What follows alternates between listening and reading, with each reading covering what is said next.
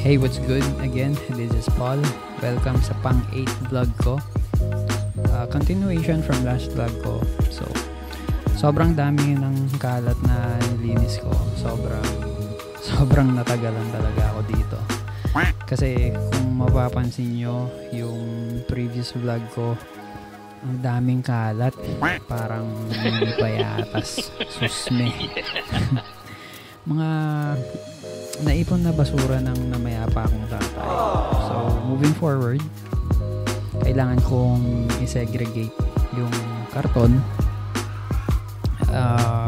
tanggalin yung mga scotch tape sa karton, i-segregate yung mga plastic bottles, yung mga lata, bakal, tanso, and then isa ako para kapag nakaset up na lahat, karga na lang tayo ng karga sa mahihiram ko na tricycle para may benta na rin yung mga pwedeng may benta sa junk shop.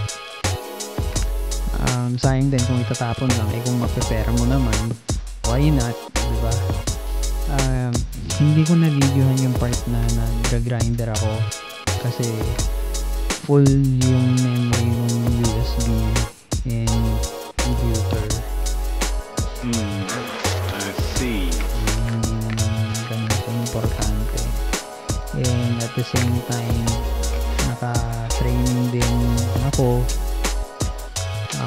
dun sa natutunan kong bago na skill. Since may idea na ako kung anong buhay BPO, sa tingin ko, panahon na para mag-shift na ng career. And buti lang ko ba, mahilig na ako mag-aaral ng mga bagay-bagay. Good job.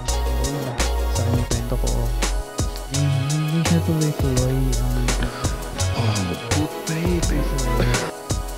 Nag-apply din ako online sa BPO. Sa BPO pa rin, or aka always known as call centers or anything na similar, since meron akong natutunan na bagong skill. Sana matanggap din. Mostly naalala ko yung part na nagsisimula ako sa call center, wala akong idea. Dito sa bagong skill, ganun din naman. So, sa simula lang mahirap, pero once na pag-start na ako, yung mga susunod mukhang madali na. Pero for sure, hindi na ako magtatagal sa BPO. Hindi ko na nakikita sa sarili ko na magtatagal sa isang BPO company. Oh. Okay, kung nagkapanood sila ng more than a decade, ako mukhang talaga ako para doon. So, matapos lang itong mga ginagawa ko dito, let's see kung saan tayo dadali ng kapalaran na binubuo ko. Kaya, ngayon, hindi nga rin natapos-tapos to kasi in between nung month na to, July, August, meron na naman panibagong kamag-anak na nagtaas. So, kung kasama na sila ni Daddy doon, nasan sila. Anyways, ito yung update. Itong nangyayari, nililinis ko ngayon. Pangatlong kwarto ko sa dulo. So, plano ko dito, marami akong plano dito. Pala ko rin mag-start sana ng business. Yung alam sa ngayon walang tulungan, pero magkakaroon din tayo ng tulungan, konting tiyaga lang.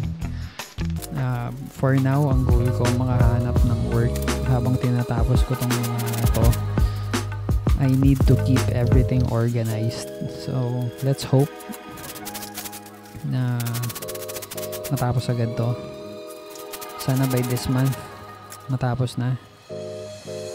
And ito yung itsura ng malang kwarto. Nalinis ko siya kasi nababa ko na yung karton. Ito naman yung sa pangatlong kwarto. And ito naman yung mga naipon ko na kalat mula dun sa taas. Ready na siya for hakot. So, see you on my next video.